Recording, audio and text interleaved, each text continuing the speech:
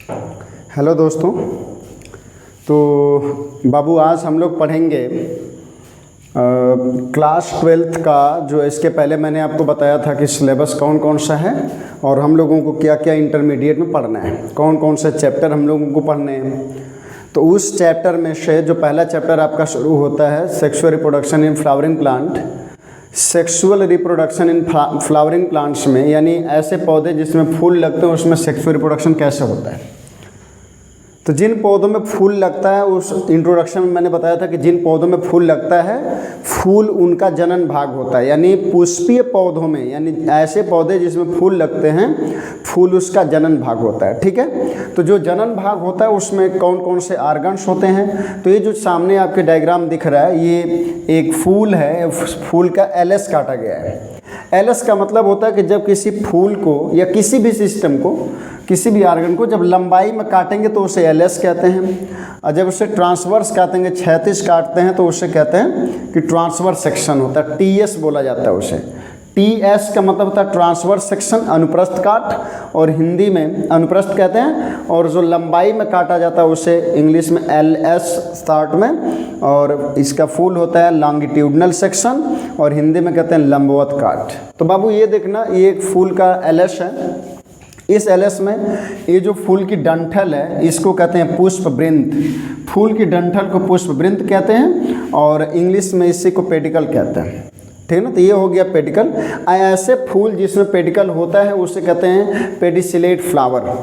ऐसे फूल जिसमें पेडिकल होता है उसे कहते हैं पेडिसिलेट फ्लावर, यानी सवृंती पुष्प। सवृंती पुष्प का मतलब कि ऐसा फूल जिसके अंदर वृंत होता है, मतलब डंठल होती है। ठीक है ना, जहाँ पर फूल का सभी हिस्सा आकर के जुड़ता है उसको थैलेमस कहते हैं, इसी को रिसेप्टिकल्स भी कहते हैं। तो ये थैलेमस होता है जिसे पुष्पाधार कहा जाता है। पुष्पाधार का मतलब क्या, पुष्प का आधार।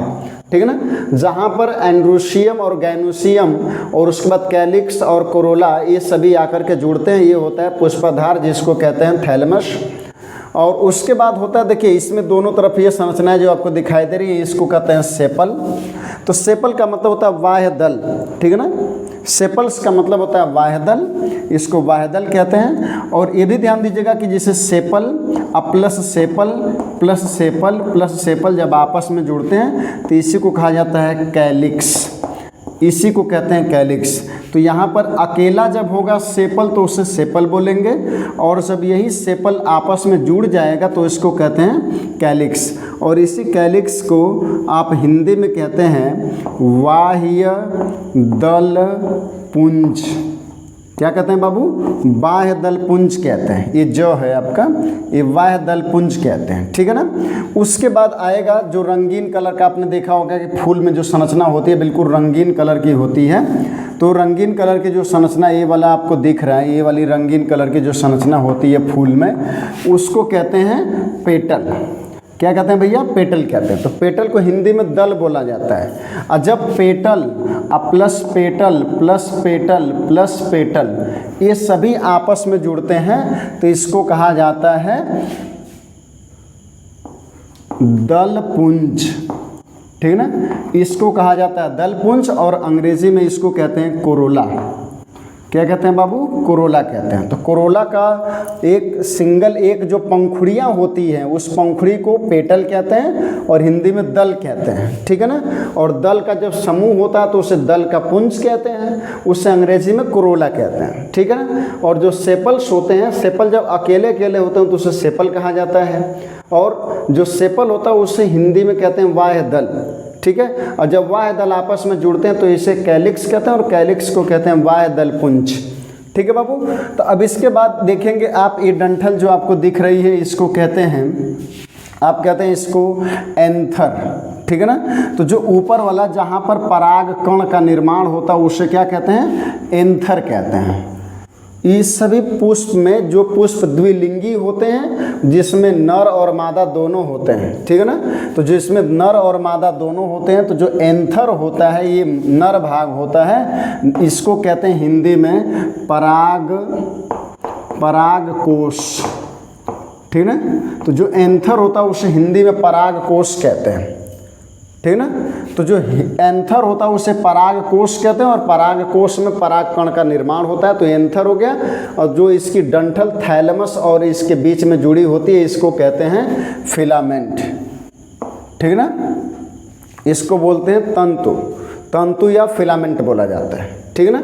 तो एंथर और जो फिलामेंट होते हैं इसी को कहा जाता है स्टैमेन, इसी को क्या कहते हैं, स्टैमेन कहते हैं, और हिंदी में कहते हैं पुमंग, ठीक है ना, या पुंकेसर।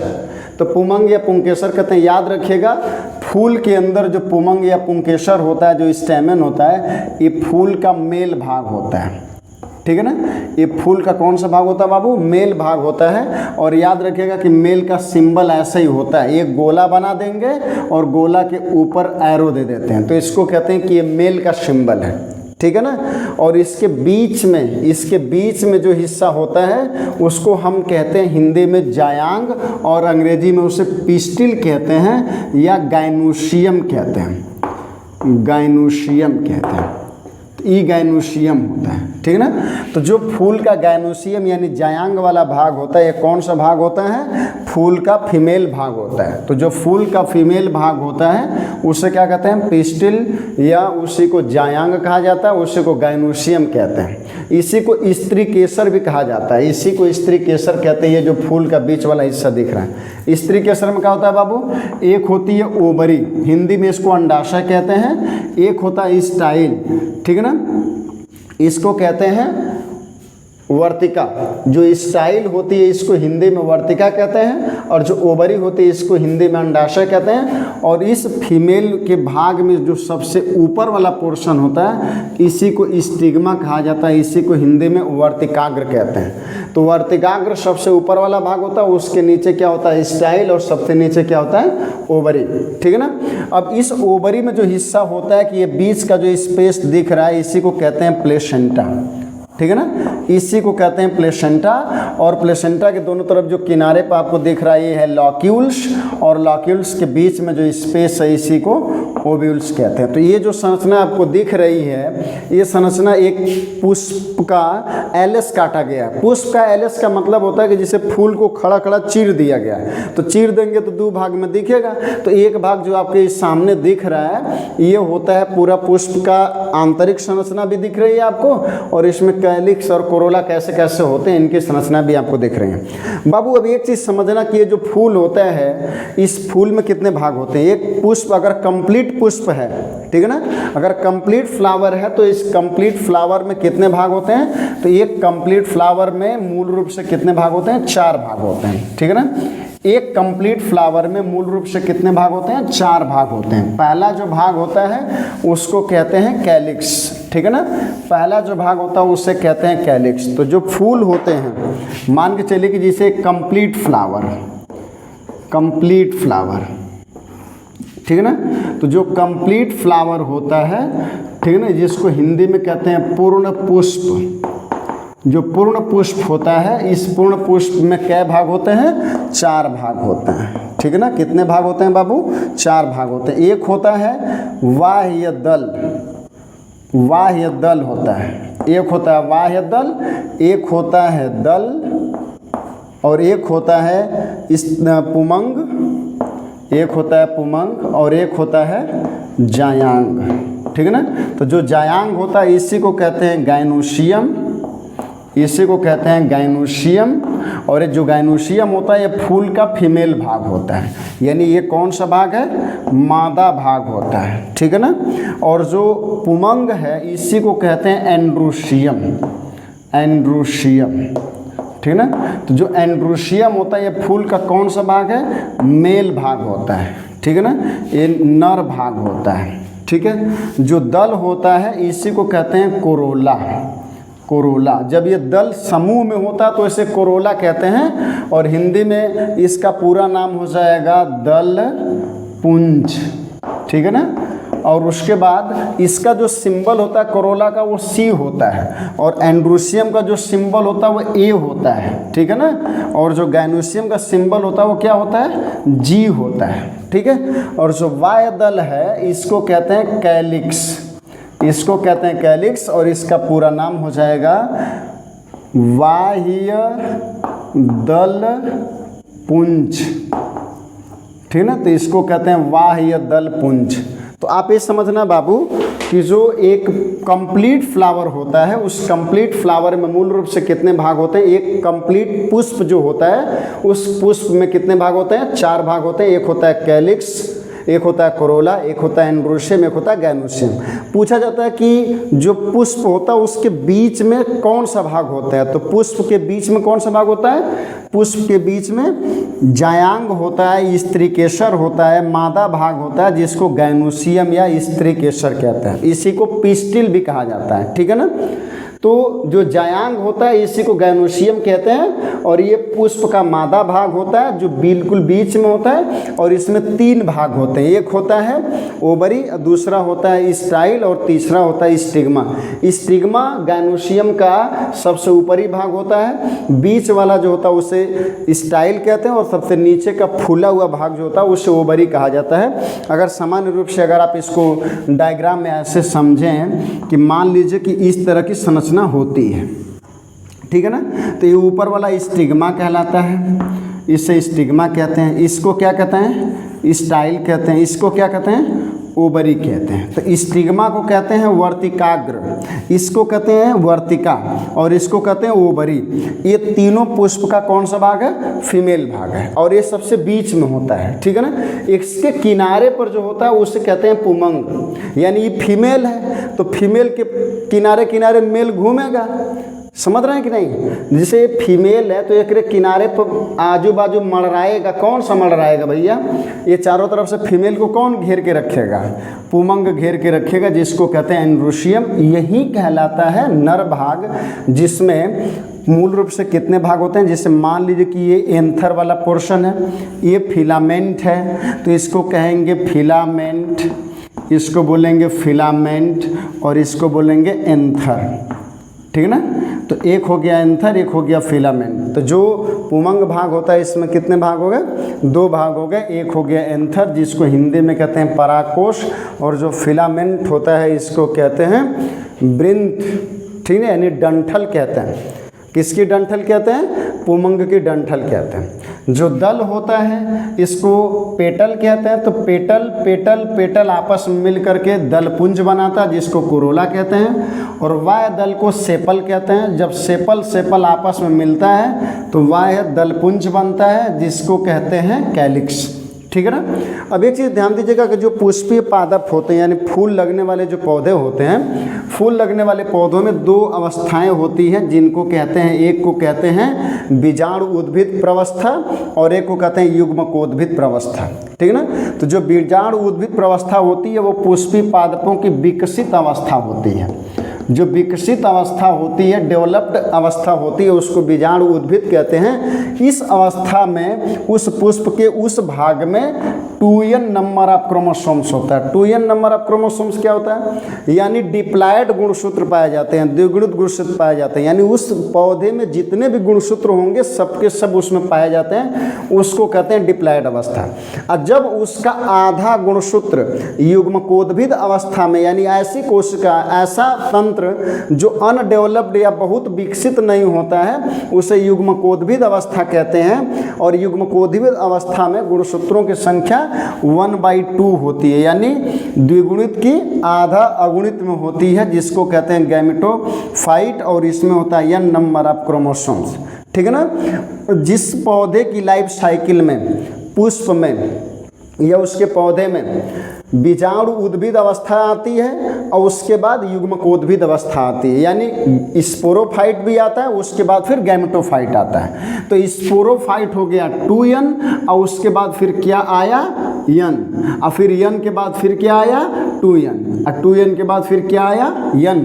तो n 2n के बाद n आया, और n के बाद फिर 2n आया, 2n के बाद फिर n आया। इसी को कहते हैं पीढ़ी एकांतरण, एकांतरण, पीढ़ी एकांतरण कहा जाता है। इसी को अंग्रेजी में कहते हैं alternation, alternation of generation, generation, इसी को अल्टरनेशन ऑफ जनरेशन कहते हैं। और इसको आप ऐसे भी कह सकते हैं, इसको आप ऐसे कह सकते हैं कि हेप्लॉयड के बाद डिप्लॉयड, ठीक है ना। तो जब हैप्लॉइड के बाद डिप्लॉइड आएगा तो उसको क्या बोलेंगे, अल्टरनेशन ऑफ जनरेशन बोलेंगे। यानी एक डेवलप्ड 2n प्रवस्था आती है और उसके बाद एक n प्रवस्था आती है, ठीक है ना। तो एक मान के चलिए कि जैसे एक हो गया स्पोरोफाइट, ठीक है ना। तो स्पोरोफाइट कैसा होता है 2n, इसके बाद फिर क्या बना है गैमेटोफाइट, गैमेटोफाइट। तो गैमेटोफाइट का हो गया यन अवस्था, और इसके बाद फिर आ गया ये अवस्था, और फिर इसके बाद आ गया ये अवस्था। तो पहले ए, फिर उसके बाद ए, फिर इसके बाद ए, इसके बाद ए आया, तो अल्टरनेट करके आ रहा है। इसी को कहते हैं पीढ़ी एकांतरण, ठीक है ना। और अंग्रेजी में कहते हैं अल्टरनेशन ऑफ जेनरेशन, ठीक है ना। इसी को अल्टरनेशन ऑफ जनरेशन कहते हैं, ठीक है बाबू। अब इसके बाद आप समझिएगा कि जैसे पुष्प में कितने भाग होते हैं, 4 भाग होते हैं, कैलिक्स, कोरोला, एंड्रोशियम, गाइनोशियम। कौन मेल होता है, कौन फीमेल होता है। मेल का सिंबल भी आपने देखा, फीमेल का सिंबल आपने देखा, कैलिक्स का सिंबल देखा, कोरोला का देखा, एंड्रोशियम का देखा, गाइनोशियम का देखा। जिस पौधे में दोनों होते हैं यानी मेल भी होता है और उसी में फीमेल भी होता है, उस पौधे को बाइसेक्सुअल फ्लावर कहते हैं, ठीक है ना। क्या कहते हैं बाबू, बाइसेक्सुअल फ्लावर कहा जाता है। ऐसे पुष्प जिसमें नर और मादा दोनों भाग होते हैं, मेल और फीमेल दोनों होते हैं, उसे बाइसेक्सुअल फ्लावर कहते हैं। इसी को कहते हैं हर्माफ्रोडाइट कहते हैं, ठीक है ना। क्या कहते हैं बाबू, हर्माफ्रोडाइट कहते हैं, ठीक है ना। तो जिस पुष्प में मेल और फीमेल, ये किसका सिंबल है भैया, मादा का सिंबल है। मादा बोले तो फीमेल, ठीक है ना। एक किसका सिंबल है, फीमेल का, और एक किसका सिंबल है, नर का। नर को क्या कहते हैं बाबू, मेल। तो जब मेल हो और फीमेल हो जिस फूल में, उस फूल को हिंदी में द्विलिंगी पुष्प कहते हैं, अंग्रेजी में बाइसेक्सुअल फ्लावर कहते हैं या हर्माफ्रोडाइट फ्लावर कहते हैं। हर्माफ्रोडाइट या बाइसेक्सुअल का मतलब होता है कि ऐसा फूल जो क्या होता है, द्विलिंगी होता है, जिसमें नर और मादा दोनों भाग होते हैं। कंप्लीट फूल किसे कहते हैं बाबू, जिसमें चारों भाग होते हैं। कैलिक्स भी होता है, कैलिक्स का सिंबल के होता है, कोरोला का सिंबल सी होता है, एंड्रोशियम का ए होता है, गाइनोशियम का जी होता है। तो KCAG ये जो जिसमें चारों होते हैं उसको कहते हैं कंप्लीट फ्लावर। क्या कहते हैं बाबू, कंप्लीट फ्लावर कहते हैं। कैलिक्स, कोरोला, एंड्रोशियम और गाइनोशियम जो चारों होते हैं उसे कंप्लीट फ्लावर, अगर कौनों एब्सेंट है तो उसे इनकम्प्लीट फ्लावर कहते हैं, ठीक है ना। और आपने देखा कि बाइसेक्सुअल किसे कहते हैं, जिसमें मेल और फीमेल दोनों होता है, उसे बाइसेक्सुअल फ्लावर कहते हैं। थोड़ा सा बेसिक समझ लीजिएगा, उसके बाद इसको चैप्टर पढ़ेंगे तो ज़्यादा बेहतर होगा कि चीज़ें आसान हो जाएंगी। और एक चीज़ समझिएगा कि जैसे मान लीजिए कि कौन फूल है, ठीक है ना। मान लीजिए कि ये फूल है और इस फूल में सिर्फ क्या है कि ये पंखुड़ियाँ हैं दोनों तरफ से, और उसके बाद यहाँ पे कैलिक्स है, और ये इसके बाद ये डंठल है। अब आप समझिएगा बाबू कि इसको कहेंगे पेडिकल, इसको कहेंगे कैलिक्स, ठीक है ना, और इसको बोलेंगे कोरोला, और इसको बोलेंगे स्टिग्मा, और इसको बोलेंगे स्टाइल, और इसको बोलेंगे ओवरी, ठीक है ना। ध्यान दीजिएगा। अब ऐसा फूल जिसमें डंठल भी होती है, कैलिक्स भी है, कोरोला भी है, और उसके बाद ये फीमेल का भाग है। फीमेल का भाग बोले तो ये तीनों मिला के क्या बोलते हैं, फीमेल का पिस्टिल। क्या बोलते हैं, पिस्टिल बोलते हैं। इसी को क्या बोलेंगे आप, गाइनोशियम बोलेंगे, ठीक है ना। ये गाइनोशियम हो गया। हिंदी में क्या कहेंगे, इसे जायांग बोलेंगे। तो आप समझिएगा कि जिसमें स्टिग्मा भी हो, स्टाइल भी हो, ओवरी भी हो, ये तीनों जौने में रही है ना, तो के कहला पिस्टिल यानी स्त्री केसर कहते हैं। इसी को जायांग या उसी को अंग्रेजी में गाइनोशियम कहते हैं।